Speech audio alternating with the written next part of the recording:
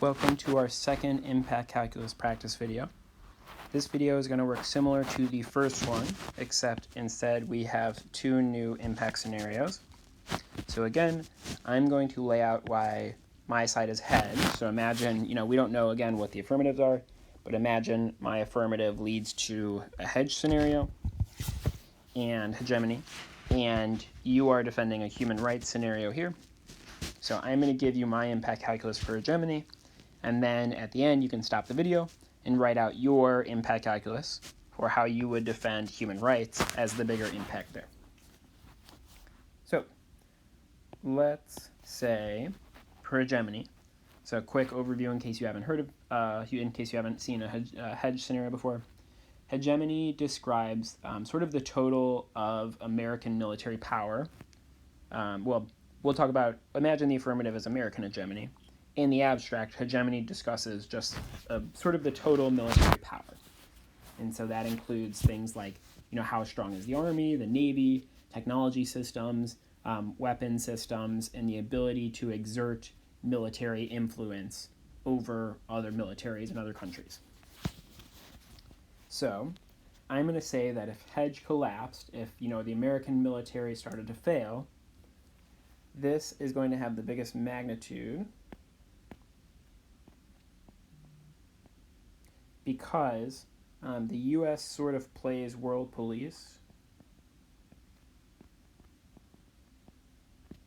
and if we didn't have that anymore, if there was no sort of central power keeping peace for the rest of the world, all of these other hotspots around the world would be free to then, do as they wish. China over Taiwan, Russia over, Ukraine and Crimea and other places around there, India and Pakistan, Israel, Saudi Arabia, Iran. There's all these places around the world where if the U.S. wasn't exerting influence, all of these places would have a lot more ability and a lot more chance, a lot more likelihood that they would lash out and that would start these wars that would go global.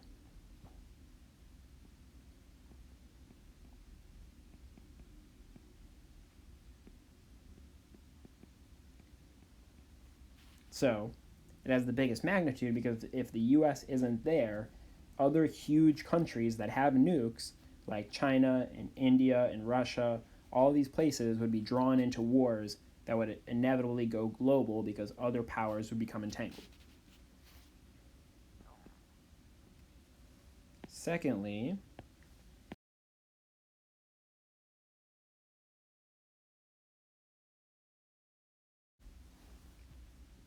all of these powers are already at each other's throats. You can think about like China and Taiwan, Russia and Crimea, India and Pakistan. All of these countries are already on the edge of conflict. The moment they see the U.S. withdrawing from any presence there, they're going to take that chance to strike. They're all already testing the borders. So they have the weapon systems there. India and Pakistan already have their missiles trained on each other. Russia already has the troops in Crimea. The moment they see the U.S. isn't paying attention there anymore, they're going to strike. And lastly is a turns case argument that hedge is key to solve human rights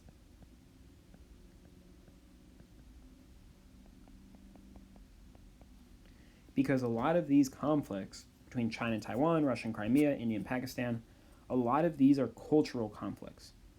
They're not just, one country has something the other one wants. These are cultural conflicts with deep standing history and conflict between these countries. And so, it's not just going to be one country shoots a missile off.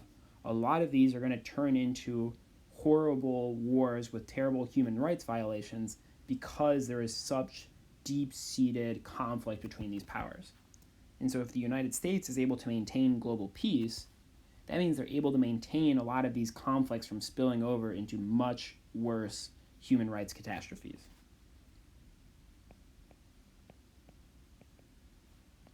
the U.S. solves global human rights abuses.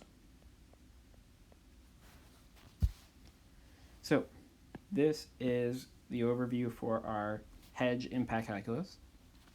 So now you can go ahead and stop the video and write out, if you were defending human rights, how would you answer this? How would you argue that the judge should instead prefer your impact over hegemony?